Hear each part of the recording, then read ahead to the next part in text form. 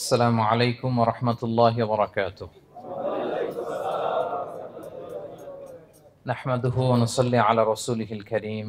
أما بعد فأعوذ بالله من الشيطان الرجيم. بسم الله الرحمن الرحيم. قل هو الله أحد الله الصمد لم يلد ولم يولد ولم يكن له كفوا أحد. صدق الله العظيم. رب اشرح لي صدري ويسر لي أمري واحلل عقدة من لساني يفقهوا قولي. প্রিয় ভাইরা, আপনারা জানেন যে এই রমাদানে আমরা একটি কোরআন সিরিজ করছি। প্রতিটি প্রোগ্রামে আমরা কোরআনের কোনো না কোনো সূরা থেকে কিছু আলোচনা শুনছি। তার এই ধারাবাহিকতায় আজকে আমি সূরাতুল ইখলাস তেলাওয়াত করেছি, ছোট্ট একটা সূরা। এই সূরার সংক্ষিপ্ত তাফসীর আজকে আমরা শুনবার চেষ্টা করব ইনশাআল্লাহ বিইذনিল্লাহ। সূরাতুল ইখলাস সবার মুখস্থ আছে না? মুসলিম তো অবশ্যই, অনেক অমুসলিমেরও মুখস্থ, অনেক হিন্দুরও সূরা ইখলাস মুখস্থ আছে, জানেন? অনেক হিন্দু ভাইরা একই পাড়ায় একই সাথে সমাজে থাকার কারণে তারা সূরা ফাতিহা, ইখলাস এরকম দু চারটা দোয়া কালাম সূরা এদেরও মুখস্থ থাকে। সূরাতুল ইখলাস এমন একটা সূরা যেটা অনেক অমুসলিম ভাইদেরও মুখস্থ থাকে। খুব ছোট্ট সূরা। স্রষ্টার পরিচয় যে এত সহজ ভাষায় মাত্র 4টি বাক্যে দিয়ে দেয়া যায়, তার জলজন্ত প্রমাণ হচ্ছে এই সূরাতুল ইখলাস। মাত্র 4টি আয়াত। কয়টি? 4টি আয়াত দিয়ে আল্লাহ তাআলা স্রষ্টার পরিচয় খুবই চমৎকার ভাবে প্রিসাইজলি তিনি তুলে ধরেছেন। কোরআনের অনেক জায়গায় আল্লাহ তাআলা নিজের পরিচয় দিয়েছেন। যেমন সূরা বাকারার 255 নম্বর আয়াতে, মানে আয়াতুল কুরসির মধ্যে আল্লাহ তাআলা নিজের পরিচয় তুলে ধরেছেন। একটি আয়াত, 9টি বাক্য বিশিষ্ট একটি আয়াত, সেখানে আল্লাহ তাআলার পরিচয় খুব চমৎকার ভাবে পাওয়া যায়। আয়াতুল কুরসি, এটা আপনাদের মুখস্থ আছে না? আয়াতুল কুরসি ফরজ সালাতের পরে এটা পড়বেন। আল্লাহর হাবিব সাল্লাল্লাহু আলাইহি ওয়াসাল্লাম ফরজ সালাতের পরে এটা পড়তেন। তিনি বলতেন, মান কারাআ আয়াতুল কুরসি দুবুরা কুল্লি সালাতিন মাকতুবাতিন লাম ইয়ামনাহু মিন দুখুলিল জান্নাতি ইল্লাল মাউত। ফরজ সালাতের পরে যে আয়াতুল কুরসি তেলাওয়াত করবে তার জান্নাতে যাওয়ার ক্ষেত্রে আর কোনো বাধা থাকে না, মৃত্যু ছাড়া। মৃত্যুটাই বাধা, মরলেই জান্নাতি। আয়াতুল কুরসির ভেতরে আল্লাহ তাআলা ওনার পরিচয় তুলে ধরেছেন খুবই সংক্ষিপ্তভাবে, এক আয়াতে আল্লাহর পরিচয়। তারপর সূরা হাশরের শেষ 3 আয়াতে আল্লাহ তাআলা নিজের খুব চমৎকার পরিচয় তুলে ধরেছেন। তারপরে এই সূরা ইখলাসের মধ্যে আল্লাহ তাআলা আরো সংক্ষিপ্ত পরিসরে, ভেরি প্রিসাইজলি, মাত্র ছোট্ট ছোট্ট 4টা আয়াতে নিজের পরিচয় তুলে ধরেছেন। তো কিভাবে আল্লাহ তাআলা নিজের পরিচয় আমাদের সামনে পেশ করলেন, আমরা সেটাই আজকে শুনবার চেষ্টা করবো ইনশাআল্লাহ। সূরাতুল ইখলাস আপনারা কি জানেন এটা কোরআনের কততম পারায় অবস্থিত? 30তম পারায়। এবং এই সূরাটি মাক্কি সূরা। কি সূরা? কোরআনের সর্বশেষ পারায় অবস্থিত 30তম পারায়। আয়াত সংখ্যা তো আমরা শুরুতেই বললাম, কয়টি? 4টি। এই সূরাটি কোরআনের যে সূরার ধারাক্রম, সে ধারাক্রম অনুসারে 112 নম্বর সূরা। কত নম্বর? 112 নম্বর সূরা। এই সূরাটা মক্কাতুল মুকাররমাতে নাজিল হওয়ার কিছু প্রেক্ষাপট আছে। প্রেক্ষাপটগুলো হচ্ছে, আরবরা বংশকে খুব গুরুত্ব দেয়, বংশ প্রিজার্ভ করা, লিনিয়েজকে প্রিজার্ভ করা। এবং তারা মানুষকে দেখে, শুধু মানুষ তো না, মানুষের পায়ের ছাপ দেখে বলে দিতে পারতো তার বাবাকে, তার বাবাকে, পর দাদাকে, 14 পুরুষের নাম বলে দিতে পারতো। শুধু মানুষই না, তারা উটের পায়ের ছাপ দেখে, উটের পায়ের, মরুভূমির বালুতে উটের পায়ের ছাপ দেখে ওই উট কোন বংশের, ওই বংশের ওর নাম কি, ওর বাবার নাম কি, ওর দাদার নাম কি, 14 পুরুষ এরকম ছিল। এবং তারা দুজন মানুষকে যদি ঢেকে রাখা হয় সারা শরীর, শুধু পায়ের একেবারে শেষের দিকের ছোট আঙ্গুল দেখে, এটাকে ইলমুল কিয়াফা বলে, ওই ছোট আঙ্গুলের শেপ দেখে ওরা বলে দিতে পারতো সে কোন বংশের, তার বাবার নাম কি, দাদার নাম কি, 14 পুরুষ। তারা এই লিনিয়েজকে প্রিজার্ভ করতো আর কি এইভাবে। এবং এই বংশ পরিক্রমা মুখস্থ করা, জানা, জিজ্ঞেস করা, এটাকে গুরুত্ব দিত। তো তারা আল্লাহকেও আমাদের মতো এরকম একজন সত্তা ভেবে আল্লাহ হাবিব সাল্লাল্লাহু আলাইহি ওয়াসাল্লামকে জিজ্ঞেস করতেছে যে, ইদান খালাকাল্লাহু কুল্লা শাই ফামান খালাকাল্লাহ। মুহাম্মদ, তুমি তো বলো যে আল্লাহ নাকি সব সৃষ্টি করেছে, তো আল্লাহকে কে সৃষ্টি করেছে? অথবা বলো যে আল্লাহর বাবাকে, আল্লাহর দাদাকে, আল্লাহর পরদাদাকে, আল্লাহর বংশটা বলো। তো তখন তাদের এই প্রশ্নের জবাবে আল্লাহ তাআলা সূরাতুল ইখলাস নাজিল করেন যে, কুল হু আল্লাহু আহাদ। হে নবী, আপনি বলুন আল্লাহ হচ্ছেন এক, অদ্বিতীয়, ইউনিক, অ্যাবসলিউট। আল্লাহুস সামাদ, তিনি হচ্ছেন সামাদ, তিনি কারোর প্রতি নির্ভরশীল নন, অমুখাপেক্ষী। লাম ইয়ালিদ ওয়া লাম ইউলাদ, তিনি কাউকে জন্ম দেনও নাই, আবার তিনি কারো কাছ থেকে জন্ম নেনও নাই। ওয়ালাম ইয়াকুল্লাহু কুফুয়ান আহাদ, তার সমকক্ষ, তার মতো, তার সিমিলার মহাবিশ্বে দ্বিতীয় কেউ নাই। সুবহানাল্লাহ।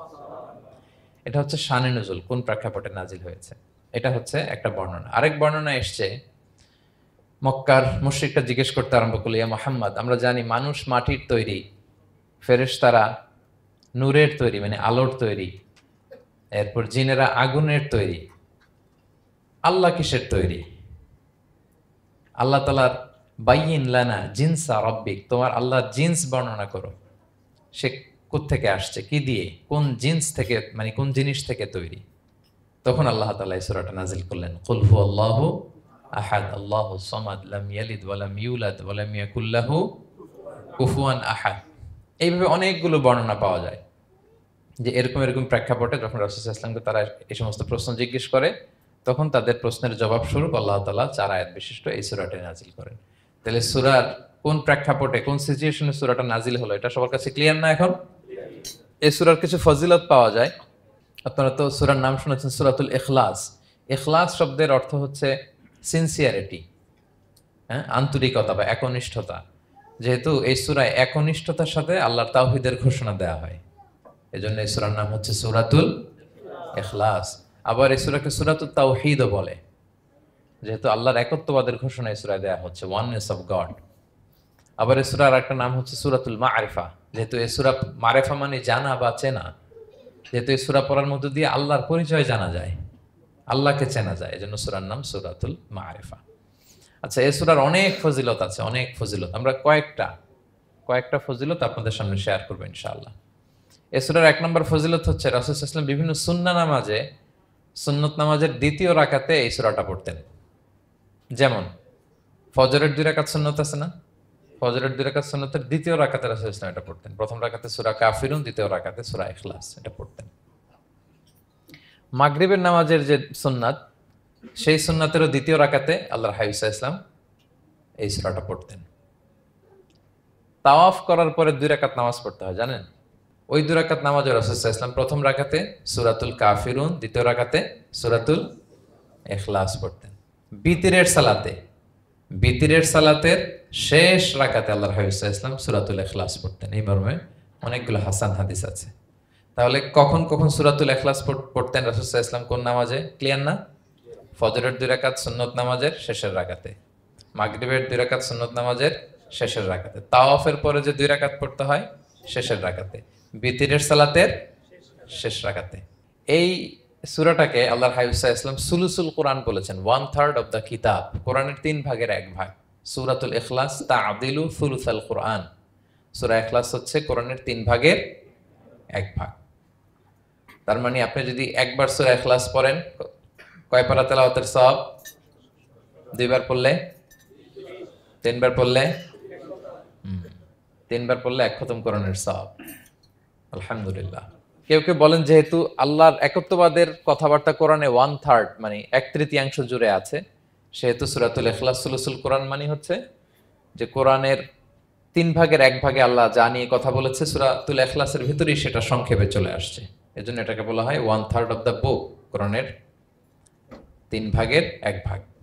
এটার আরেকটা, এই হাদিসটা মুতাওয়াতির হাদিস, সূরাতুল ইখলাস তা'দিলু সুলুসাল কোরআন, এটা এমন সংখ্যক, বেশি বেশি সংখ্যক সাহাবী প্রতিটি জেনারেশনে বর্ণনা করেছে, সাহাবী, তাবি, এই হাদিসের ব্যাপারে কোনো ডাউট তৈরি হয় না, কোনো সাসপিশন তৈরি হয় না, খুবই ভ্যালিড এই হাদিসটা, যেটা কোরআনের 3 ভাগের 1 ভাগ।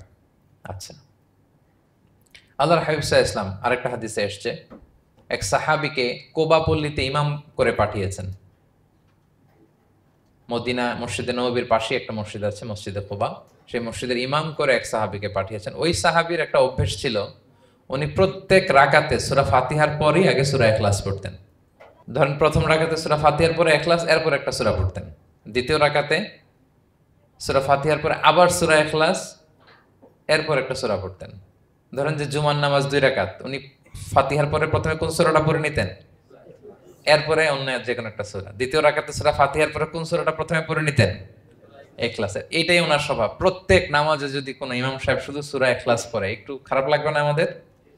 ওনার মুসল্লিদেরও তাই লেগেছে। ওনারা জিজ্ঞেস করলেন, তুমি এটা কেন করো? এরকম না করে স্বাভাবিকভাবে পড়ো। তো উনি বললেন, না, আমি এইভাবেই পড়বো। আমি যেভাবে পড়তেছি এইভাবেই পড়ো, পড়লে পড়ো, না হলে তোমাদের হিসাব তোমাদের। তো তারা যে রাসূল সাল্লাল্লাহু আলাইহি ওয়াসাল্লামের কাছে বিচার দিল যে, ইয়া রাসূলুল্লাহ, দেখেন একজন ইমাম আপনি আমাদের জন্য নির্ধারণ করেছেন, উনি প্রত্যেক রাকাতে সূরা ইখলাস পড়ে, ইন এভরি সিঙ্গেল রাকা সূরা ইখলাস পড়ে।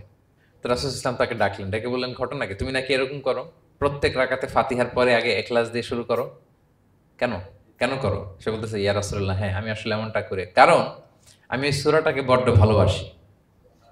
কারণ ফিহি সিফাতুর রহমান, এই সূরার ভেতরে আল্লাহর পরিচয় মেলে, আল্লাহর পরিচয় পাওয়া যায়, যেন সূরাটাকে আমি বড্ড ভালোবাসি। রাসূল সাল্লাল্লাহু আলাইহি ওয়াসাল্লাম বললেন, ঠিক আছে, তোমার অভ্যাসের পরিবর্তন করার দরকার নাই, হুব্বুকা ইয়াহা ইউদখিলুকাল জান্নাহ, এই সূরার প্রতি তোমার এই ভালোবাসাই তোমাকে জান্নাতে প্রবেশ করাবে। আরেক বর্ণনায় এসছে, তুমি যেমনি আল্লাহর পরিচয় থাকার কারণে সূরাটাকে ভালোবাসো, আল্লাহ জানিয়েছেন যেন তোমাকে জানাই আল্লাহও তোমাকে ভালোবাসে। ফিহি সিফাতুর রহমান, এই সূরার ভেতরে রহমানের পরিচয় পাওয়া যায়, আল্লাহ সুবহানাহু ওয়া তাআলার পরিচয় পাওয়া যায়। তো এই জন্য উনি প্রত্যেক রাকাতে সূরা ইখলাস পড়তেন। আরেকটা হাসান পর্যায়ের হাদিসে পাওয়া যায়, নবম হিজরিতে আল্লাহর হাবিব সাল্লাল্লাহু আলাইহি ওয়াসাল্লাম তাবুক যুদ্ধে অংশগ্রহণ করেছিলেন। আপনারা তাবুক যুদ্ধের নাম শুনেছেন? হ্যাঁ, নিশ্চয়ই শুনেছেন, যারা ইসলামের ইতিহাস, রাসূল সাল্লাল্লাহু আলাইহি ওয়াসাল্লামের বায়োগ্রাফি নিয়ে পড়াশোনা করেছেন। তাবুক হচ্ছে অনেক দূরে মদিনা থেকে, খুব কষ্টের সফর ছিল। তখন খেজুর পেকে সবার ঘরে খেজুর, পাকা খেজুর উঠাতে হবে, আবার প্রচণ্ড গরম, আবার সফরের দূরত্ব অনেক বেশি। এই সফরে মূলত কোনো যুদ্ধ সংগঠিত হয়, তাবুক যুদ্ধে কোনো যুদ্ধ হয় নাই। কয়েক সপ্তাহ লাগছে যেতে, কয়েক সপ্তাহ ফিরতে, এতটুকুই। জাস্ট কে পাক্কা ইমানদার আর কারা মুনাফেক, হিপোক্রিট, এটাকে ক্লিয়ার করার জন্য আল্লাহ তাআলা এই যুদ্ধের আহ্বান জানিয়েছেন যে যাও, অ্যাটাক করো, তাবুকে যাও। বিশাল বাহিনী, প্রায় বিশাল একটা বাহিনী যে তাবুকে চলে গেল। রাসূল সাল্লাল্লাহু আলাইহি ওয়াসাল্লাম যখন তাবুক যুদ্ধে ছিলেন, এই অভিযানে ছিলেন, তখন মদিনায় এক সাহাবী ইন্তেকাল করেন, নাম হচ্ছে মুআবিয়া ইবনে মুআবিয়া আল মুজহানি। তো উনি ইন্তেকাল যখন করলেন, রাসূল সাল্লাল্লাহু আলাইহি ওয়াসাল্লাম তো এত দূর থেকে এটা জানতেন না। জিবরাইল আলাইহিস সালাম এসে বললেন, ইয়া রাসূলুল্লাহ, মদিনাতে আপনার সাহাবী মুআবিয়া ইন্তেকাল করেছে। মুআবিয়া ইবনে আবি সুফিয়ান একজন সাহাবী আছে, উনি নয়, মুআবিয়া ইবনে মুআবিয়া আল মুজহানি। তখন বললেন, ইয়া রাসূলুল্লাহ, আপনি এই ৩০,০০০ সাহাবী নিয়ে এখানেই মরুভূমির মধ্যেই তার গায়েবানা জানাজা পড়েন, আমরাও আছি আপনার সাথে, আমরাও শরীক হব। রাসূল সাল্লাল্লাহু আলাইহি ওয়াসাল্লাম এত দূরে তাবুক থেকেই মুআবিয়া ইবনে মুআবিয়া আল মুজহানি রাদিয়াল্লাহু তাআলা আনহুর গায়েবানা জানাজায় শরীক হলেন। এই গায়েবানা জানাজায় সাহাবাদের সাথে ফেরেশতারাও শরীক হয়েছিলেন, দুই কাতারে, পেছনে দুই কাতার, প্রতি কাতারে ৭০,০০০ ফেরেশতা। জানাজা শেষে, দোয়া শেষে আল্লাহর হাবিব সাল্লাল্লাহু আলাইহি ওয়াসাল্লাম বললেন যে, জিবরিল, ঘটনা কি? মুআবিয়ার এত স্ট্যাটাস, এত মর্যাদা, কি কারণে তুমি দুই কাতারে ৭০,০০০ হলে ১,৪০,০০০ বিশাল ফেরেশতাদের বহন নিয়ে তুমি জানাজায় জয়েন করলে, কারণ কি? কি তার মর্তবা? তো জিবরাইল আলাইহিস সালাম বললেন, ইয়া রাসূলুল্লাহ, আপনার সাহাবী মুআবিয়ার বৈশিষ্ট্য ছিল তিনি কাইমান আও কাঈদান, দাঁড়িয়ে অথবা বসে, মাশিয়ান আও রাকিবান, আরোহণ অবস্থায় অথবা চলন্ত অবস্থায়, উঠতে বসতে চলতে ফিরতে সবসময় সে পড়তে থাকতো, কুল হুয়াল্লাহু আহাদ আল্লাহুস সামাদ লাম ইয়ালিদ ওয়া লাম ইউলাদ ওয়া লাম ইয়াকুল লাহু কুফুয়ান আহাদ। এই সূরাটা ছিল তার ডেইলি ওজিফা, সবসময় উঠতে বসতে চলতে ফিরতে কোন সূরা পড়তো? সূরা ইখলাস পড়তো। এজন্য আল্লাহ তাআলার আদেশে আমরা ১,৪০,০০০ ফেরেশতা নিয়ে তার জানাজায় শরীক হয়েছি। সুবহানাল্লাহি ওয়া বিহামদিহি।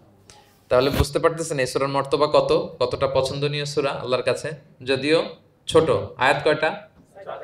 কিন্তু আল্লাহর কাছে এটার ফজিলত অনেক বেশি। প্রিয় ভাইরা, শুধু এখানেই শেষ নয়, আল্লাহর হাবিব সাল্লাল্লাহু আলাইহি ওয়াসাল্লাম সকালে, সন্ধ্যায়, ফজরের পরে, মাগরিবের পরে এবং বিছানায় ঘুমোতে যাওয়ার আগে তিনি সূরাতুল ইখলাস, সূরা ফালাক, সূরা নাস পড়ে হাতের মধ্যে ফু দিতেন, দুই হাত একসাথে মিলিয়ে এরকম ফু দিয়ে মাথা থেকে বডিতে যতটুকু সম্ভব তিনি মাসে করতেন। ৩টা সূরাই শুরু হয়েছে কুল দিয়ে, এজন্য ৩ সূরাকে একসাথে বলে কুল আস-সালাসা, মানে ৩ কুল। এই ৩ কুল তিনি ফজরের পর, মাগরিবের পর আর বিছানায় ঘুমোতে যাওয়ার আগে পরে হাতে ফু দিয়ে সারা গায়ে মেসেজ করতেন। আপনারা করেন? হ্যাঁ, এই অভ্যাসটা, ওজিফাটা আছে তো আপনাদের, না? করবেন এটা। এটা special protection, you will get a special protection from আল্লাহ সুবহানাহু ওয়া তাআলা। অনেকে দেখবেন ব্ল্যাক ম্যাজিক করে, ব্ল্যাক ম্যাজিক কিন্তু সত্য, ম্যাজিক করে, সেহের করে আপনাকে দুর্বল করে ফেলবে। স্বয়ং আল্লাহর হাবিব সাল্লাল্লাহু আলাইহি ওয়াসাল্লামকে সেহের করা হয়েছিল। উনি কয়েক মাস স্ত্রীদের সাথে ফিজিক্যাল ইন্টিমেসিতে যেতে পারতেন না, এত দুর্বল হয়ে গেছিলেন। লাবিদ ইবনুল আসাম নামে এক ইহুদি মিত্র, সে জাদু করেছিল রাসূলুল্লাহ ইসলামকে। ওনার মাথার চুল চিরুনির ভেতর 11টা গিট দিয়ে সেই ব্ল্যাক ম্যাজিক করেছে। নবী সাল্লাল্লাহু আলাইহি ওয়াসাল্লাম কয়েক মাস অসুস্থ ছিলেন। পরে সূরা ফালাক নাস যখন নাজিল হয় তখন আল্লাহ তাআলা রাসূলুল্লাহ সাল্লাল্লাহু আলাইহি ওয়াসাল্লামকে সুস্থ করে দিলেন। সাহাবীদেরকে নিয়ে এক কুয়ার নিচ থেকে, চিরুনি থেকে এই গিটগুলো খুলে খুলে রাসূলুল্লাহ সাল্লাল্লাহু আলাইহি ওয়াসাল্লাম 11টা আয়াত তেলাওয়াত করলেন। রাসূলুল্লাহ সাল্লাল্লাহু আলাইহি ওয়াসাল্লামকে সুস্থ করে দিল কে? আল্লাহ সুবহানাহু ওয়া তাআলা শিফা নসিব করলেন। তার মানে ব্ল্যাক ম্যাজিক সত্য, সিহির করে মানুষ। আপনার সফলতা, আপনার সাকসেস, এটা সবার ভাল লাগবে না, মনে রাখবেন। সবাই এটা পছন্দ করে না। আল আইনু হক, নজর কিন্তু সত্য। নজর সত্য, নজরের প্রভাব আছে, চোখের প্রভাব আছে। এজন্য কারো ভালো কিছু দেখলে মাশা আল্লাহ বলবেন, আল্লাহর দিকে ফিরিয়ে দিবেন ওটার কল্যাণ। কি বলবেন? একটা সুন্দর ফুটফুটে বাচ্চা দেখলে মাশা আল্লাহ। কারো সফলতা দেখলে, কারো ফার্মে গেলেন, বাগানে যেয়ে দেখলেন ফল মূল ভর্তি, কি বলবেন?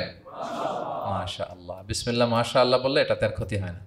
অনেকে বলে যে বাবা মা মাশাআল্লাহ বলা লাগে না, বাবা মা আর নাকি মামা, এই তিনজন নাকি মাশাআল্লাহ না বললে কিছু, এটা ভুল কথা। বাবা মারও বলতে হয়। বাবাও তার ছেলের কোনো সাকসেস, ভালো কিছু দেখলে কি বলবে? মাশা আল্লাহ, তাবারাকাল্লাহ, অথবা বিসমিল্লাহ মাশা আল্লাহ, এটা আপনারা বলবেন। নজরের প্রভাব আছে। আপনি সিম্পলি দেখেন, এই যে আমি আপনাদের দিকে তাকিয়ে তাকিয়ে কথা বলছি, আমি যদি অনেকক্ষণ স্টেয়ারিং করি, কারো দিকে ভেবে তাকিয়ে থাকি, সে ভালো ফিল করবে? কেন? আমি কি তার মারছি, ধরছি, স্পর্শ করছি? কিছুই তো করলাম, শুধু আমি তার দিকে তাকিয়ে আছি। তার মানে এতেই সে অস্বস্তি ফিল করতেছে। ধরেন যে আপনি কোনো একটা প্রোগ্রামে বসে আছেন, আপনার পাশে যে বসে, আপনি তার দিকে এরকম 10 মিনিট তাকায় আছেন, কোনো কথা ছাড়া শুধু তাকিয়েই রইলেন। তার কি ভাল লাগবে বলেন? সে কি কমফোর্টেবল ফিল করবে? সে ভয় পাবে, সে ভয় পাবে, অস্বস্তি ফিল। আপনি কিছুই করেন নাই, না তাকে টাচ করেছেন, না ধরেছেন, ছুঁয়েছেন, কিন্তু শুধু তাকিয়ে আছেন। দেখেন নজরের কি প্রভাব। আল্লাহ আইনু হক, নজর সত্যি। এজন্য কারো সাকসেস দেখলে আমরা সবসময় যেন মাশাআল্লাহ বলি। মাশাআল্লাহ ঠোঁটের সাথে মিলিয়ে রাখবেন। ভালো দেখলে কি বলবেন? মাশাআল্লাহ, মাশাআল্লাহ, বিসমিল্লাহ মাশাআল্লাহ, মাশাআল্লাহ, তাবারাকাল্লাহ, এটা বলবেন। তাহলে আল্লাহর হাবিব সাল্লাল্লাহু আলাইহি ওয়াসাল্লামকেও সেহের করা হয়েছিল। এজন্য এই সেহের থেকে, ব্ল্যাক ম্যাজিক থেকে, আইন মানে জেলাসি, মানুষের নজর দিয়ে যে হিংসা করে, এই জেলাসি থেকে, মিন শাররি হাসিদিন ইযা হাসাদ, হাসাদ থেকে, মিন কুল্লি মাকরুহিন ওয়া শুরুর, এসব ক্যালামিটি, ডিজাস্টার, এগুলো থেকে পানা হিসেবে আপনি এই ওয়াজিফাটা করবেন। 3 কুল, কুল আস-সালাসা, 3 কুল। আমার সাথে সাথে বলেন, কয় কুল? 3 কুল। কি কি? সূরাতুল ইখলাস, সূরা ফালাক, সূরা নাস। এই 3টা পড়ে ফজরের পর, মাগরিবের পর আর ঘুমোতে যাওয়ার আগে হাত দুইটাকে একসাথে করে পরে লম্বা একটা ফু দিয়ে মাথা থেকে মাসাজ করবেন সারা গায়ে। পারা যাবে ইনশাআল্লাহ বিইذنিল্লাহ। এবং আম্মা জান আয়েশা রাদিয়াল্লাহু তাআলা আনহা বলতেন, আমি যখন কখনো অসুস্থ হয়ে যেতাম, অসুস্থ হলে রাসূল সাল্লাল্লাহু আলাইহি ওয়াসাল্লামকে যে যখন কমপ্লেইন করতে, ইয়া রাসূলুল্লাহ আমি তো অসুস্থ, রাসূল সাল্লাল্লাহু আলাইহি ওয়াসাল্লাম আমাকে এই আমলটা করতে বলতেন। মানে আয়েশা, তুমি সূরাতুল ইখলাস, সূরা ফালাক, সূরা নাস পড়ে সারা গায়ে কি করো? ফু দাও। হ্যাঁ। আলী রাদিয়াল্লাহু তাআলা আনহু বর্ণনা করেন, আল্লাহর হাবিব সাল্লাল্লাহু আলাইহি ওয়াসাল্লাম একবার নামাজ পড়তেছেন, নামাজে তিনি সিজদারত অবস্থায়, ইন দ্য মিন টাইম লাদাগাতহুল আকরা, একটা বিচ্ছু রাসূল সাল্লাল্লাহু আলাইহি ওয়াসাল্লামের আঙ্গুলে কামড় দিল।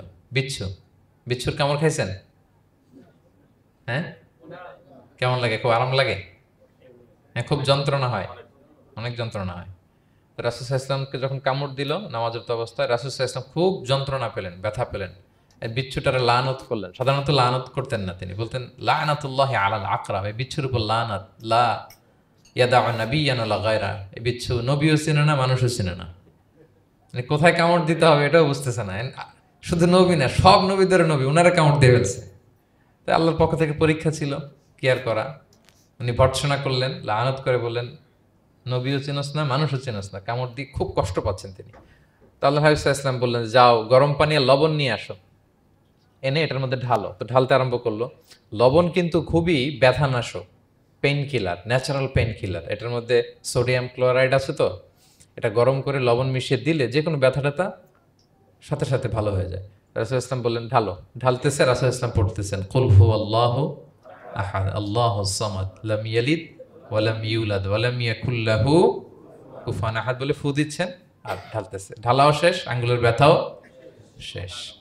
তাহলে রাসূল সাল্লাল্লাহু আলাইহি ইসলামের একটা চিকিৎসা পদ্ধতি আপনারা জানলেন, তিব্বে নাবাবী, যে সাপ বিচ্ছু কিছু দংশন করলে ওখানে কুসুম ওয়ার্ম ওয়াটার লবণ দিয়ে ওয়ার্ম ওয়াটার করে সেখানে ঢালতে হবে। আর কোন সূরা পড়তে হবে? কুল হুয়াল্লাহু আহাদ আল্লাহুস সামাদ লাম ইয়ালিদ ওয়া লাম ইউলাদ ওয়া লাম ইয়াকুল লাহু কুফুয়ান আহাদ, এটা পড়তে হবে। তাহলে এই সূরার ফজিলত কি জানতে পেরেছেন আপনারা? ক্লিয়ার তো না? আমি রিপিট করি কি কি ফজিলত বললাম। রাসূল সাল্লাল্লাহু আলাইহি ওয়াসাল্লাম ফজরের নামাজের সুন্নাতে, মাগরিবের সুন্নাতে, তাওয়াফের পরের সুন্নাতে, ভিতরের শেষ রাকাতে সূরাতুল ইখলাস পড়তেন। রাসূল সাল্লাল্লাহু আলাইহি ওয়াসাল্লাম সূরাটাকে সুলুসুল কুরআন, 1/3 অফ দ্য কিতাব বলেছেন। কোরআনের কয় ভাগের এক ভাগ? 3 ভাগ। এবং এক সাহাবীর ঘটনা তো শুনলাম, সে সব নামাজে সূরা ইখলাস পড়তো। মুসল্লিরা কমপ্লেন করার পরেও সে পড়লো। রাসূল সাল্লাল্লাহু আলাইহি ওয়াসাল্লাম বললেন, কেন পড়ো? বলে যে ফিহি সিফাতুর রহমান, এই সূরায় আল্লাহর পরিচয় আছে, এই সূরাটা পড়তে ভালো লাগে।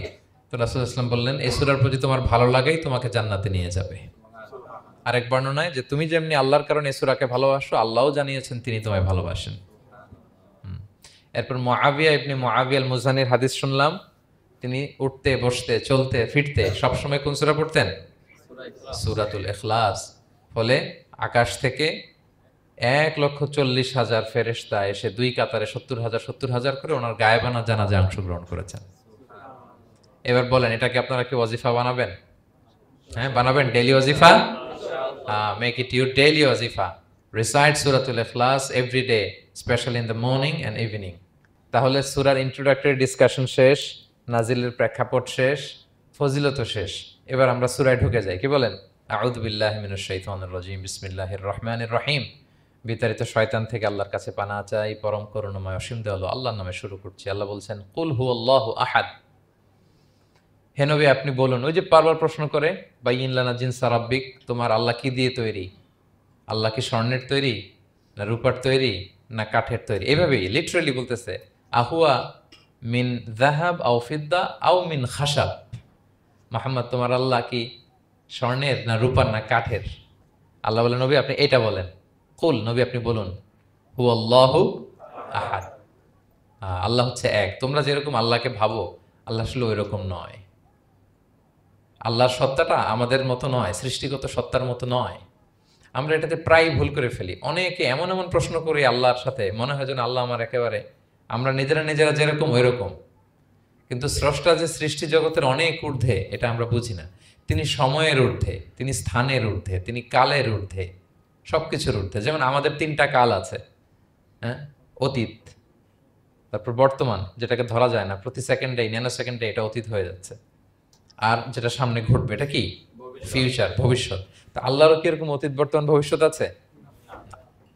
সময়টা আমাদের জন্য, উনি তো সময়ের স্রষ্টা, ওনার সাথে আপনি সময় সেট করতে পারবেন না, উনি সময়ের ঊর্ধ্বে। ফলে উনি এই ইবলিস যে আদেশ ভঙ্গ করা, আদম আলাইসাল্লাম এবং হাওয়া আলাইসাল্লাম পৃথিবীতে আসা, নূহ, দাউদ, হুদ, সালেহ থেকে শুরু করে এই একের পর এক নবী, শেষ নবী, বর্তমান সময়, ভবিষ্যৎ, দাজ্জাল, কিয়ামত, সব তিনি অ্যাট এ গ্ল্যান্সে দেখেন, একবারে ওনার চোখের সামনে। আমাদের মতো অতীত, বর্তমান, ভবিষ্যৎ ওনার নাই। আমরা যেমনি ভাব প্রকাশের জন্য ভাষা লাগে, এই যে আমি বাংলায় কথা বলতেছি আপনারা বুঝতেছেন, হ্যাঁ, মালাইরা যারা মালাইতে কথা বলে, ইংলিশরা ইংরেজিতে কথা, চাইনিজে কথা বলে, ভাষা, উনি ভাষার স্রষ্টা, ফলে ওনার ভাষাও লাগে না। কিন্তু উনি বোঝানোর জন্য একটা ভাষা ইউজ করে আমাদের জন্য সহজ করে দিয়েছেন। একটা ভাষায় না বললে তো আমরা বুঝবো না, ফলে উনি আরবি ভাষায় কোরআনটাকে নাজিল করেছেন যাতে আমরা বুঝি। কিন্তু উনি ভাষার মুখাপেক্ষী না, ওনাকে সময়, কাল, ভাষা কোনো কিছু দিয়ে বাধা যায় না, উনি সব কিছুর ঊর্ধ্বে, সব কিছুর ঊর্ধ্বে। এবং আল্লাহ কোথায় আছেন? আমরা বলি যে আরশের উপরে আছেন। সেখানে ওই এরিয়াটা হচ্ছে লা জামান লা মাকান, ওখানে সময়, তারপর কাল, এগুলো ওখানে যায় না। আল্লাহর সাথে এই প্রশ্নগুলো একেবারেই অবান্তর। ফলে আমরা যে প্রশ্নগুলো হুট করে না বোঝার কারণে করে ফেলি, যেহেতু আমাদের খুব সীমিত জ্ঞান, ফলে আমরা সৃষ্টির সাথে স্রষ্টাকে গুলিয়ে ফেলি। কিন্তু উনি কিন্তু আমাদের মতো নন। এজন্য আল্লাহ বলেন যে আমাকে জিজ্ঞেস করে যে আমি লোহার তৈরি, না স্বর্ণের তৈরি, না রূপার তৈরি, নাকি পাথরের তৈরি বা কাঠের তৈরি, তুমি বলো, কুল হুয়াল্লাহু আহাদ। হে নবী আপনি বলুন, আমি হচ্ছি এক, একক, অদ্বিতীয়। আরবিতে এক, এক বলতে আরবিতে ওয়াহেদ শব্দ ব্যবহার করে, আহাদ ব্যবহার করা হয় না। ব্যক্তির গুণ হিসেবে কখনো আহাদ ব্যবহার করা হয় না। এটা কেবলমাত্র শুধুমাত্র একমাত্র আল্লাহ তাআলার জন্য ব্যবহার করা হয়, তিনি আহাদ। আহাদ, কারণ ওয়াহেদ শব্দের ওয়াহেদাতুন হয়, মানে পুরুষবাচক হয়, স্ত্রীবাচক হয়, কিন্তু আহাদের আর কিছু হয় না, আহাদ আহাদি। আল্লাহ শব্দটাই এরকম, আল্লাহ শব্দটাই এরকম। যেমন ঈশ্বরের ঈশ্বরী হয়, ভগবানের ভগবতী হয়, গডের গডেস হয়। আল্লাহর এরকম স্ত্রীবাচক কিছু আছে? কিছু নাই। আল্লাহ বলেন ইন্নানি আনাল্লাহু লা ইলাহা ইল্লা আনা ফা'বুদনি ওয়া আকিমিস সালাতা লিযিকরি। নিশ্চয় আমি আল্লাহ। মুসা আলাইহিস সালামকে প্রথম যে প্রত্যাদেশ রেভেলেশন দিয়েছিলেন মুকাদ্দাসে তুয়ার পাশে, তুর পাহাড়ের পাদদেশে, ওখানে প্রথম মুসা আলাইহিস সালাম আল্লাহর সাউন্ড তখন তিনি শুনেছিলেন। এবং আল্লাহর সাউন্ডটাও আমাদের সাউন্ডের মতো নয়। যেমন আমি এদিক থেকে কথা বললে আপনি এই পাশ থেকে শুনবেন, এদিক থেকে কথা বললে, এদিক থেকে আমাকে ডাক দিলে এদিকে, তার মানে আমি দিকের সাথে সম্পৃক্ত। আল্লাহর এটা এরকম না। মুসা আলাইহিস সালাম তিনি যখন আল্লাহর কথা শুনলেন, তিনি বললেন যে একটা সাউন্ড শুনলাম, এটা চারদিক থেকে শোনা যায়, চারদিক থেকে শোনা যায়। এবং তিনি ওনার প্রেগনেন্ট স্ত্রীকে নিয়ে মাদিয়ান ক্রস করে ইজিপ্টের বর্ডারে ঢুকবেন। ইন দ্য মিন টাইম আল্লাহ তাআলা ওই সময়টাকে চুজ করেছেন যে তাকে এখন নবী বানাবো, তাকে রেভেলেশন দিব। তো তিনি দেখলেন যে ইন্নী আনাস্তু নারান, আমি ওই যে লাআল্লি আতিকুম মিনহা বিকাবাসিন আও আজিদু আলান নারি হুদা, স্ত্রীকে দাসীকে বললেন যে একটু বসো, প্রচন্ড ঠান্ডা, ওই যে আগুন দেখা যায়, মনে হয় কেউ আগুন পোহাচ্ছে, আমি একটু আগুন নিয়ে আসি মশাল দিয়ে, তোমাদের আরাম লাগবে, একটু ওয়ার্ম আপ হবে। তো আগুনের কাছে যেয়ে দেখে সামনে যত যায় আগুন তত পেছায়। এবং আগুনটা সাধারণ আগুন না, একটা গাছ থেকে আগুন বেরোচ্ছে, কিন্তু ওই গাছের পাতা জ্বলে না, ডাল জ্বলে না, কিছুই হয় না। আসলে এটা আগুন না, এটা আল্লাহর নূর। আল্লাহর নূর সেখানে ফোকাস দেওয়া হয়েছে। আল্লাহর নূরও আমাদের নূরের মতো না। নূর মানে লাইট, নূর মানে কি? লাইট। সো এই যে আমরা যে লাইট দেখি, এই লাইটের মতো না। কারণ আল্লাহর এই নূরের কাবার দেয়া হচ্ছে আবার নূরের পর্দা দিয়ে। পর্দা দেয়া হয় সাধারণত আলোকে আটকানোর জন্য, কিন্তু আল্লাহর যে পর্দা, হিজাবের কথা বলা হয়েছে, ওইটা, ওই পর্দাটাও আলো, আলোর পর্দা। আমাদের সাথে মিলালে হবে? আমরা আমরা ঘরে পর্দা টাঙাই কি থামাতে বলেন তো? আলো থামাতে। আর আল্লাহর যে হিজাব পর্দাগুলো কিসের? আলোর, নূরের। সো কশ্চিনকালেও আপনি সৃষ্টির সাথে স্রষ্টাকে মিলাবেন না। আমরা ভুল করে অনেক সময় এরকম অবান্তর প্রশ্নগুলো করি। তো আল্লাহ তখন মুসা আলাইহিস সালামকে প্রত্যাদেশ করলেন যে ইন্নানি আনাল্লাহ লা ইলাহা ইল্লা আনা ফা'বুদনি, আমি আল্লাহ। আমি কি? আল্লাহ। এই আল্লাহ নামটা আল্লাহ নিজেই রেখেছেন। আমাদের নাম রাখে আমাদের বাবা দাদা, আল্লাহর তো বাবা দাদা কেউ নাই। আল্লাহর নাম কে রেখেছে? আল্লাহ নিজেই রেখেছেন।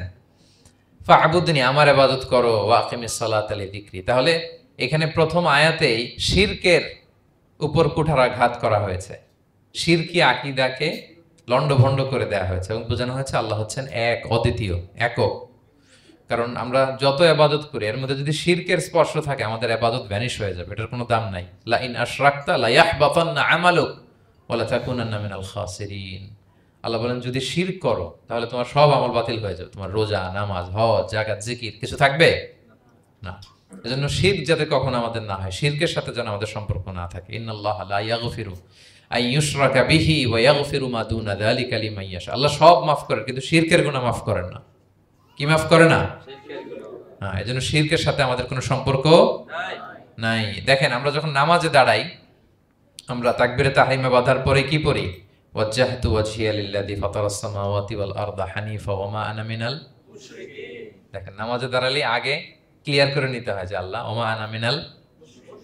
এই যে লক্ষ লক্ষ হাজী সাহেবরা যায় ইজহার রেদা পরে, ওখানে কি পড়ে? লাব্বাইক আল্লাহুম্মা লাব্বাইক লাব্বাইক লা শারীকা লাক লাব্বাইক। আগে হিসাব ক্লিয়ার যে আল্লাহ শিরকের সাথে ছিটেফোঁটা সম্পর্ক আমাদের নাই। আমরা একনিষ্ঠভাবে তোমার ইবাদত করি। তাহলে সূরাতুল ইখলাস বেসিক্যালি তাওহীদের একনিষ্ঠ ঘোষণার নাম, যেটার প্রথম আয়াতে আল্লাহ তাআলা নবীকে বললেন যে হে নবী আপনি আমার পরিচয় দিয়ে দেন, আপনি বলুন কুল হুয়াল্লাহু আহাদ, আমি এক, একক, অদ্বিতীয়। কুল হুয়াল্লাহ, নবী আপনি বলুন তিনি হচ্ছেন আল্লাহ এবং তিনি হচ্ছেন আহাদ। আল্লাহ নামটার অনেকভাবে কোরআনে পরিচয় দিয়েছেন। আল্লাহ আলিফ লাম, লাম আলিফ ছাড়া, লিল্লাহ দিয়ে, লাম ছাড়া, লাহু দিয়ে, আপনি যেভাবেই বলবেন সেভাবে আল্লাহর পরিচয় পাওয়া যায়। লিল্লাহি মা ফিস সামাওয়াতি ওয়া মা ফিল আরদ, কোরআনের অনেক আয়াতে এসেছে। লাম বাদ দিয়ে দিলে লাহুল মুলকু ওয়া লাহুল হামদু হুয়া আলা কুল্লি শাইইন কাদির। লাম বাদ দিয়ে দিলে হা দিয়ে আল্লাহর পরিচয় দিয়েছেন, হুয়া দিয়ে পরিচয় দিয়েছেন, হুয়াল্লাহুল্লাযী লা ইলাহা ইল্লাহু। তাহলে যেভাবে আপনি পরিচয় খুঁজতে যাবেন সেখানে আল্লাহর পরিচয় পাওয়া যাবে। আল্লাহ তাআলা বলছেন হুয়াল আউয়ালু ওয়াল আখিরু ওয়াল যাহিরু ওয়াল বাতিন ওয়া হুয়া বিকুল্লি শাইইন আলিম। তিনি প্রথম, তিনি শেষ, তিনি প্রকাশ্য, তিনি গোপন। তিনি প্রথম মানে কি? তিনি সূচনাহীন অতীত থেকে আছেন। দেখেন আমাদের সাথে মিলে না। আমাদের অতীতের একটা সূচনা থাকে, কি বলেন, আমার জন্মের একটা স্টার্টিং পয়েন্ট আছে না, যে এখান থেকে আমার অস্তিত্ব শুরু, এত সালে আমি, এত সালে আপনি। তার মানে আমাদের একটা স্টার্টিং আছে তো নাকি? আল্লাহ স্টার্টিং কবে থেকে বলেন? কবে থেকে, যে এই সময় থেকে উনি আল্লাহ বলেন? Nobody knows. কারণ হুয়াল আউয়াল, এই আউয়াল মানে এমন শুরু, সূচনাহীন শুরু, এমন শুরু যেটার কোনো কি নাই, সূচনা নাই। আবার সীমাহীন ভবিষ্যৎ পর্যন্ত তিনি থাকবেন। কতদিন তার রাজত্ব, ক্ষমতা, সভরেন্টি, পাওয়ার থাকবে? কতদিন বলেন? সীমাহীন, এটার কোনো শেষ নাই। হুয়াল আউয়াল ওয়াল আখির ওয়াল যাহির ওয়াল বাতিন। এবং সব কিছু ধ্বংস হবে তিনি ছাড়া। কুল্লু মান আলাইহা ফান ওয়া ইয়াবকা ওয়াজহু রাব্বিকা যুল জালালি ওয়াল ইকরাম। সব শেষ হবে, উনি অবিনশ্বর, শাশ্বত, চিরঞ্জীব। তাই বলে উনি আমাদের থেকে দূরে নন, খুব কাছে। আমরা ডাকলেই তিনি ডাকে সাড়া দেন। আমাদের সবকিছু তিনি দেখেন, অবজার্ভ করেন, মনিটর করেন। ওয়া নাহনু আকরাবু ইলাইহি মিন হাবলিল ওয়ারিদ। আমাদের এখানে একটা রগ থাকে, এই রগেরও কাছে, তার মানে খুব কাছে, খুব কাছে। আমরা তাকে না দেখলেও তিনি আমাদের দেখেন। লা তুদরিকুহুল আবসার ওয়া হুয়া ইউদরিকুল আবসারা ওয়া হুয়াল লাতীফুল খবীর। কোনো চোখ তাকে দেখে না, কোনো দৃষ্টি তাকে আয়ত্ত করতে পারে না, কিন্তু সকল দৃষ্টিকে তিনি আয়ত্তে রাখেন। সুবহানাল্লাহ। এভাবে আল্লাহ তাআলা খুব প্রিসাইজলি 4টা আয়াত দিয়ে নিজের পরিচয় দিয়েছেন। কুল হুয়াল্লাহু আহাদ। হে নবী আপনি বলুন তিনি আল্লাহ, তিনি অদ্বিতীয়। বাংলারও অনেক সীমাবদ্ধতার ফলে আমাকে এক, একক এগুলো ইউজ করা লাগতেছে, কিন্তু আল্লাহর আহাদ বোঝাতে যে এক, একক, এটা যথেষ্ট না। এটা আমার লিমিটেশন, আমাদের লিমিটেশন, ভাষার লিমিটেশন। কিছু দিয়ে তো আমার অডিয়েন্সকে বা আমাদের বুঝতে হবে দ্য এসেন্স অফ গড। এজন্য আমরা বলি এক, একক, অদ্বিতীয়। অদ্বিতীয়টা খুব অনেকটাই পারফেক্ট। তাহলে তিনি হচ্ছেন আহাদ, এবং এই আহাদের লেসন দেওয়ার জন্য সব নবীরা এসেছে। সব নবীরা একই কথা বলেছেন, আদম আলাইহিস সালাম থেকে শুরু করে বিষ্ণু ইসলাম পর্যন্ত একই কথা বলেছেন, যে ইয়া কওমি ইবুদুল্লাহ মা লাকুম মিন ইলাহিন গায়রু আফালা তাআকিলুন। হে আমার জনপদের লোকেরা, কি হলো তোমরা এত কিছুর ইবাদত করো, দাসত্ব করো, তোমরা ইবাদত করবে এক সত্তার, তিনি কে? মা লাকুম মিন ইলাহিন গায়রু, তিনি ছাড়া কোনো ইলাহ তোমাদের নেই। তাহলে এই যে ওয়াননেস অফ গড, স্রষ্টা যে একজন, এই কনসেপ্টটাকে ক্লিয়ার করবার জন্যই এত এত নবীরা পৃথিবীতে হাজির হয়েছেন। তাহলে আল্লাহর চমৎকার একটা নাম জানলাম আমরা, আহাদ। কি নাম? মজার ব্যাপার হচ্ছে এই নাম কোরআনে আর কোথাও নাই। আহাদুন শব্দ যেটা আছে এটা অন্য অর্থে, এক, এক অর্থে আর কি। কিন্তু আল্লাহর আহাদ কোরআনে শুধু এই সূরাতেই এসেছে। আল্লাহর আহাদ নামটা শুধু এই সূরাতেই এসেছে। আহাদ, আহাদ। আপনারা বেলাল রাদিয়াল্লাহু তাআলা আনহুর ঘটনা জানেন, যে উমাইয়া ইবনে খালাফ খুব পাষণ্ড মাওলা ছিল ওনার, মনিব। এমন কোনো অত্যাচার নাই যে ঈমান আনার কারণে বেলাল রাদিয়াল্লাহু তাআলা আনহুর উপর করা হয় নাই। পিটানো, চাবুক মারা, টানা হেচড়া করা, উত্তপ্ত মরুভূমিতে। যারা হজ উমরা করতে গিয়েছেন তারা তো দেখেছেন মরুভূমির বালু, ওখানে কত গরম, চাল ছেড়ে দিলে মুড়ি হয়ে যাবে, খই হয়ে যাবে। ওই উত্তপ্ত গরম বালুতে বেলাল রাদিয়াল্লাহু তাআলা আনহুকে শুইয়ে পেটের উপরে পাথর রেখে দেওয়া হয়েছিল। তখন তিনি আল্লাহর একত্ববাদের ঘোষণা এই শব্দটা দিয়ে করেছেন। অস্ফুট কণ্ঠে উনি বারবার বলছিলেন আহাদ, আহাদ, আহাদুন, আহাদ। তো আল্লাহ তাআলার এই নামটা, আহাদ নামটা, এই সূরা ছাড়া কোরআনের অন্য কোথাও আসেনি। তাহলে প্রথম আয়াতটা কি? কুল হুয়াল্লাহু। হে নবী তারা জিজ্ঞেস করে আমার বংশ কি, বাপদাদা কই, কাঠের না মাটির না লোহার না সোনার, আপনি বলুন কুল হুয়াল্লাহু, তিনি এক, অদ্বিতীয়। আল্লাহুস সামাদ, তিনি হচ্ছেন সামাদ। আল্লাহর আরেকটা নাম আস-সামাদ। আল্লাহুস সামাদ। সামাদ শব্দের অনেকগুলো অর্থ পাওয়া যায়। সামাদের একটা মিনিং হচ্ছে যার উপরে আর কারো কোনো স্ট্যাটাস বা মর্যাদা নাই। আরবিতে বলে মানতাহা ইলাইহি সুগদাদু ওয়া শারাফ। মর্যাদা, স্ট্যাটাস যত শীর্ষে, পিকে যেতে পারে, ওইটার নাম হচ্ছে সামাদ, এর উপরে নাই। সামাদের আরেকটা অর্থ হচ্ছে যে পরনির্ভরশীল নয়, মানে তার কারো উপর নির্ভর করা লাগে না, সে স্বয়ংসম্পূর্ণ। আচ্ছা পৃথিবীতে এমন কারো নাম বলেন তো যে কোনো দিন কোনো কিছুতে কোনো কাজে অন্যের মুখাপেক্ষী হওয়া লাগে নাই, সে একা একা আত্মনির্ভরশীল, স্বয়ংসম্পূর্ণ। এরকম একজনের নাম বলেন, আছে? কেউ নাই। কোনো না কোনো ভাবে আপনি পাওয়ারফুল কারো কথা বলবেন, এত আরো নির্ভরশীল। এরা রাস্তা দেখায় না দিলে চলতেও পারে না, কোন দিকে যাইতে হবে এটা বলার জন্য 10 জন থাকে। এর ওয়াশরুমে নিয়ে যেতে হয় 10 জনের, এর এই সাপোর্ট, ওই সাপোর্ট, এই প্রোটোকল, অনেক কিছু, এর লোক লাগে আরো বেশি। তার মানে সাহায্য ছাড়া চলতে পারে এমন কোন সত্তা পৃথিবীতে নাই। একটা সত্তা যার কারো কোনো সাহায্য লাগে না, যার কারোর প্রতি কোনো নির্ভরতা নাই, কারো কাছে ঠেকা নাই, গোটা বিশ্ব তার কাছে ঠেকা। তিনি কে? তার নাম সামাদ। তার নাম কি? আল্লাহুস সামাদ। অমুখাপেক্ষী, অ্যাবসলিউটলি ইন্ডিপেন্ডেন্ট। কখনো কোনো কাজে তার কারো কাছে যেতে হয় না, কারো উপর ভরসা করতে হয় না, কারো প্রতি তার কোনো ঠেকা নাই। সব গোটা দুনিয়া তার কাছে ঠেকা, তার কাছে ফরিয়াদ করে, তার দিকে ঝুঁকে পড়ে আসতে বাধ্য। ওই সত্তার নাম হচ্ছে সামাদ। সামাদ ক্লিয়ার সবার কাছে? আল্লাহ তাআলা বলছেন, ইয়া আইয়ুহান নাসু আনতুমুল ফুকারাউ ইলাল্লাহ ওয়াল্লাহু হুয়াল গনিয়ুল হামিদ। ওহে মানুষেরা, তোমরা হচ্ছে ফকির। ফকির বিমানা মুফতাকির ইলাল্লাহ, মানে মুখাপেক্ষী। কার দিকে? ফুকারা ইলাল্লাহ ওয়াল্লাহু হুয়াল গনিয়ুল হামিদ। কিন্তু আল্লাহ কারো প্রতি মুখাপেক্ষী নন। গানি, তিনি প্রাচুর্যশীল, হামিদ, সপ্রশংসিত।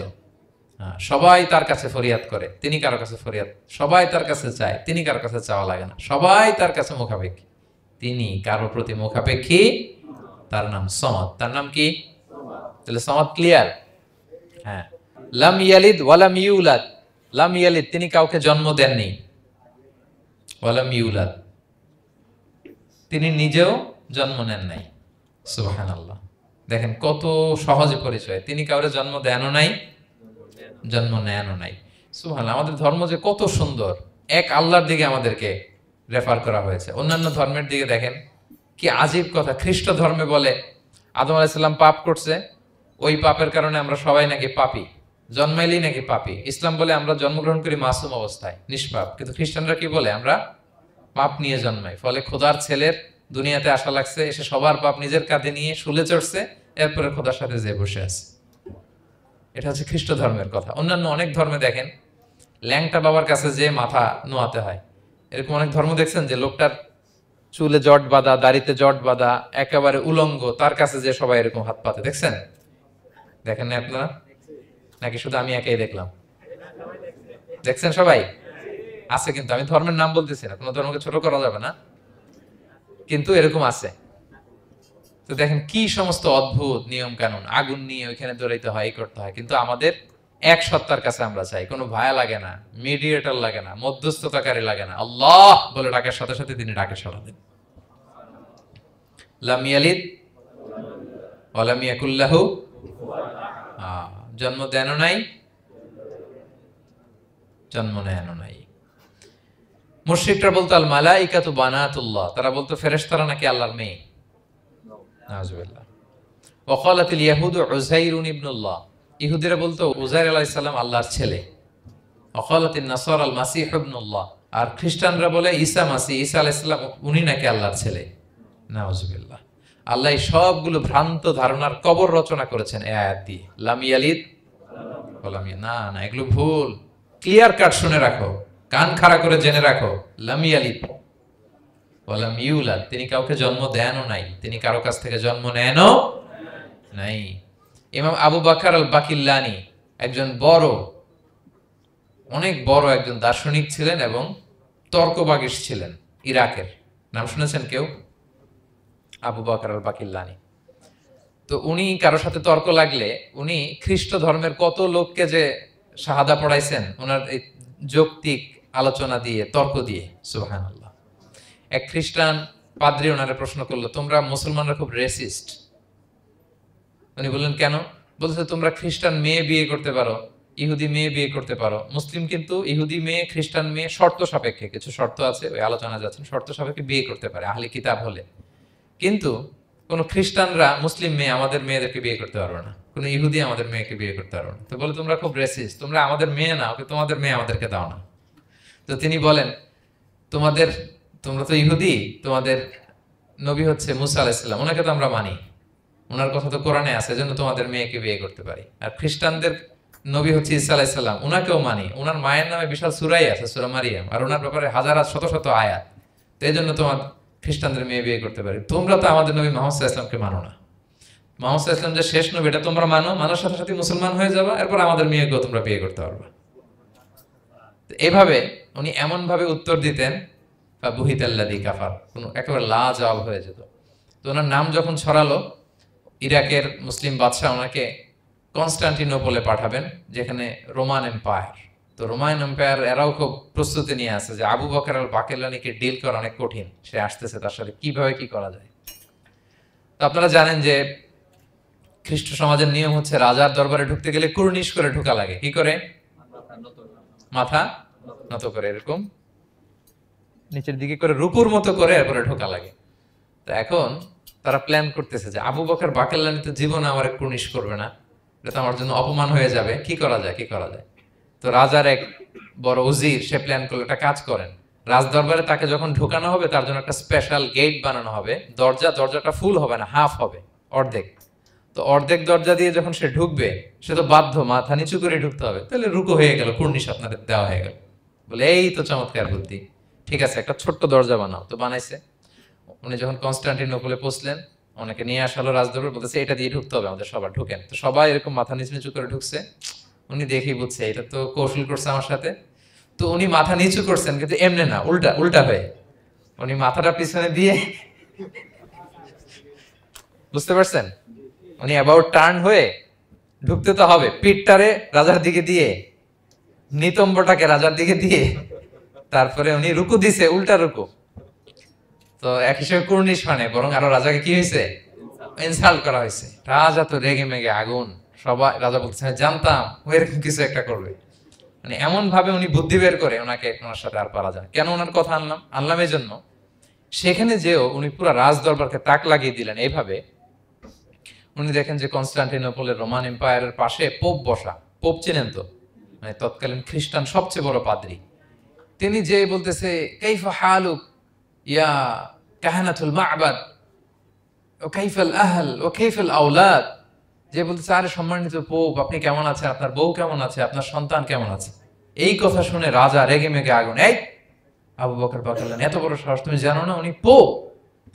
পোপদের বিয়ে করা নিষেধ, তারা এত পবিত্র, তাদের স্ত্রী হয় না, তাদের সন্তান হয় না। একজন পবিত্র সত্তার সন্তান থাকে কি করে, স্ত্রী থাকে কি করে, তারা আমাদের পোপ। তা আবু বকর আল বাকিলানি বলে, আপনাদের পোপের যদি স্ত্রী থাকলে ইজ্জত চলে যায়, সন্তান থাকলে সম্মান ক্ষুণ্ণ হয়, তাহলে আপনারা ঈসা আলাইহিস সালামকে আল্লাহর সন্তান কি করে বানান, মেরিকে আল্লাহর স্ত্রী কি করে বানান। সুবহানাল্লাহ বিহামদিহি। আল্লাহর সাথে আপনারা বউ সেট করতে পারেন, আল্লাহর সন্তান সাব্যস্ত করতে পারেন, কিন্তু আপনার পোপকে জিজ্ঞেস করলাম আপনার স্ত্রী কেমন আছে, আপনার বউ কেমন আছে, আপনার রেগে মেগে আগুন। এই কথা শুনে ওই ওদিকে যারা আছে সব শাহাদা পড়ে মুসলমান হয়ে গেছে। এরকম অনেক লোক ওনার বুদ্ধিমত্তা দেখে শাহাদা পড়ে পড়ে মুসলমান হয়ে গিয়েছে। এজন্য আল্লাহ তাআলা এই যে শিরকি আকীদার উপর কুঠারাঘাত করে তিনি বললেন লাম ইয়ালিদ ওয়া লাম ইউলাদ, তিনি জন্ম দেনও নাই, জন্ম নেনও নাই। ওয়া লাম ইয়াকুল লাহু কুফুয়ান আহাদ। এই কুফু শব্দটা আল্লাহর জন্য যে ব্যবহার হয়েছে কোরআনে আর কোথাও নাই। এক হচ্ছে আহাদ, আর এই কুফু আর কোথাও নাই। আল্লাহ বলেন ওয়া লাম ইয়াকুল লাহু কুফুয়ান আহাদ, তার সমকক্ষ কেউ নাই। আল্লাহর মতো similar, nothing is similar to him, equivalent to him. আল্লাহর মতো সিমিলার কিচ্ছু নাই। তাহলে আল্লাহ কার মতো? আল্লাহর মতো। আল্লাহ কার মতো? আল্লাহর মতো। অন্য আয়াতে আল্লাহ তাআলা বলছেন লাইসা কামিসলিহি শাই, তার মতো কেউ নাই, তিনি তার মতো। তাহলে আল্লাহ কার মতো? আল্লাহর মতো। ওয়ালাম ইয়াকুল লাহু কুফুয়ান আহাদ, তার মতো কেউ নাই, তিনি তার মতো। তাহলে এই চার আয়াতে আল্লাহর পরিচয় পাইছেন আপনারা? তিনি এক, অদ্বিতীয়, তিনি অমুখাপেক্ষী, কারো কাছে হাত পাততে হয় না, সব হাত পেতে থাকে তার দরবারে। তিনি জন্ম দেনও নাই, জন্ম নেনও নাই, তার মতো কেউ নাই। তো তাহলে আল্লাহর মতো কেউ নাই। আল্লাহ কার মতো? আল্লাহর মতো। তাহলে সূরাতুল ইখলাস ক্লিয়ার হয়েছে সবার? আল্লাহ নিজের পরিচয় দিলেন, তিনি এক, অদ্বিতীয়, তার কাছে চাইতে হয়। আমরা ফরিয়াদ করব কার কাছে? বিপদে আপদে, যে কোনো বিপদে ক্রাইসিসে পড়লেই কি করবেন? কার কাছে শেয়ার করবেন? নাকি ফেসবুকে শেয়ার করবেন? আমরা বিপদে পড়লে কোথায় শেয়ার দিয়ে দেই? প্রথমেই আমাদের শেয়ার দেওয়ার জায়গা কই? কিন্তু আসলে শেয়ার করতে হবে কার কাছে? প্রথমে আল্লাহর কাছে বলুন। তিনি আপনাকে বিপদ মুক্ত করতে পারেন, তিনি আপনাকে শান্ত করতে পারেন, আপনার অস্থিরতা দূর করতে পারেন, তিনি কেবল আপনাকে সফলতা দিতে পারেন, আর কেউ পারে না। এজন্য ফরিয়াদের হাত যেন আমরা তার দরবারে উঠাই। আল্লাহ তাআলা আমাদের সবাইকে কথাগুলো বোঝার আমল করার তৌফিক দান করুক। হাদা মা ইনদি ওয়াল ইলমু ইনদাল্লাহি আলাইহি তাওয়াক্কালতু ওয়া ইলাইহি উনীব।